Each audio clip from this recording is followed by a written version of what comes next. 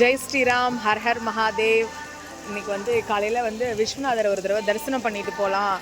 எத்தனை தடவை அவரை பார்த்தாலும் நம்மளுக்கு மனசு அறவாராது. அதனால் விஸ்வநாதரை தரிசனம் பண்ணிட்டு போகலாம் அப்படின்னு சொல்லிட்டு வந்திருந்தேன். சரியான மலையில் நினைஞ்சிட்டே விஸ்வநாதரை தரிசனம் பண்ணோம்.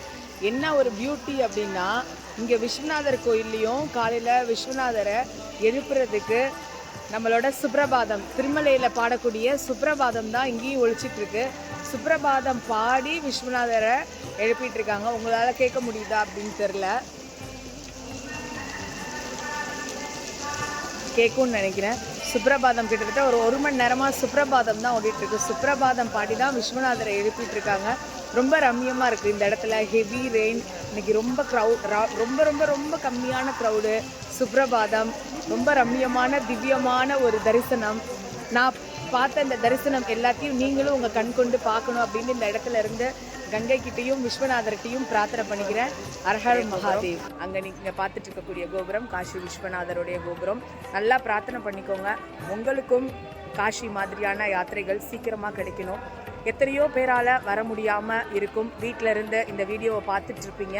இந்த வீடியோவை வீட்டில் இருந்து பார்த்துட்டு இருக்கக்கூடியவங்க எல்லாருக்குமே காஷிக்கு வந்த பலன் புண்ணியம் கிடைக்கணும். சீக்கிரமாக உங்களுக்கு உங்களோட யாத்திரைகள் எல்லாம் நடக்கணும் அப்படின்னு இந்த இடத்துல இருந்து பிரார்த்தனை பண்ணிக்கிறேன். மா கங்கா டூரிசத்தில் வர இருக்கக்கூடிய மாதங்களில் காஷி யாத்திரை, குஜராத் யாத்திரை, உஜ்ஜைன் யாத்திரை அப்படின்னு எல்லா விதமான யாத்திரைகளும் இருக்குது. உங்களுடைய யாத்திரையை மா கங்கா டூரிசத்தோட பிளான் பண்ணுங்கள். உங்களுடைய யாத்திரையை சிறப்பான முறையில் நாங்கள் அமைச்சு தரோம். ஜெய் ஸ்ரீராம், ஹர் ஹர் மகாதேவ். தென்னாடுடைய சிவனே போற்றி, எந்நாட்டவருக்கும் இறைவா போற்றி போற்றி. ஓம் நம சிவாய.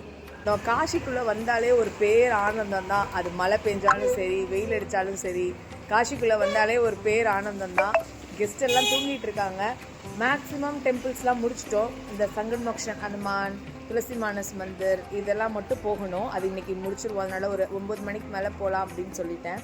இப்போ தான் போய் விஸ்வநாதர் தரிசனம் பண்ணிட்டு வந்தோம். சரியான மலையில் நனைஞ்சிட்டே போய் தரிசனம் பண்ணிட்டு வந்து சுட சுட இந்த மட்கா சாய் சாப்பிட்டுட்டு இருக்கோம். ஃபுல் மலை, காஷியோட ஸ்ட்ரீட்ஸ், மட்கா சாய் குடிக்கிறோம்.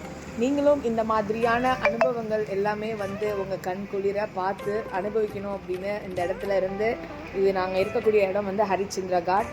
இந்த இடத்துல இருந்து கங்கை மாதாட்ட பிரார்த்தனை பண்ணிக்கிறேன். உங்கள் எல்லாருக்குமே சீக்கிரமாக காஷி கிடைக்கட்டும்.